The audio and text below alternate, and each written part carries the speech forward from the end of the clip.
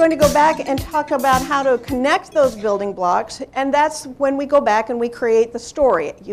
After your intro paragraph, sometime between the paragraph and the bullets, you'll pretty well finish your story using the story formula that you've got. And we'll also connect with subheads. Subheads, you all know what subheads are. You know, you see them in the middle. Now let me tell you how I do subheads when I'm working with the corporations, because their letters are generally short and we have to produce a result like in 21 lines of copy.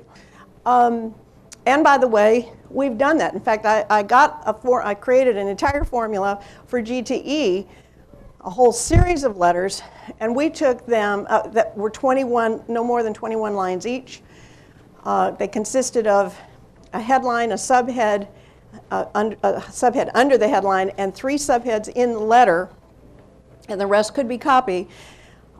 And using that series of letters, we took them from the highest churn rate in the industry for their long distance, an unacceptably, unprofitably high churn rate, to the lowest in the industry, arguably the lowest, because no one truly will tell the competitors. You never know quite what their figures are, but GTE told us there's no way, you know, everybody else has either died or moved, and we feel very, you know, this is as low as it's going to ever get.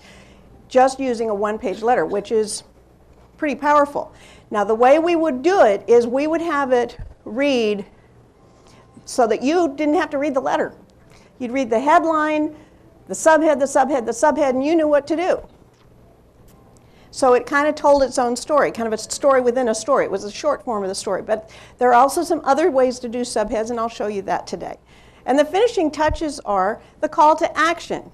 Now, a lot of people in the past have spent a lot of time focusing on the call to action like somehow it was magic. Oh, you got to have a great call to action. I disagree.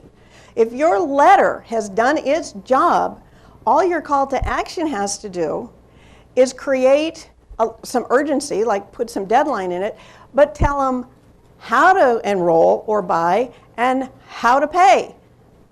That's all the call to action has to do, which is why I consider it a finishing touch, because if your letter's crummy, I don't care what you do in the call to action. They're not even going to get that far.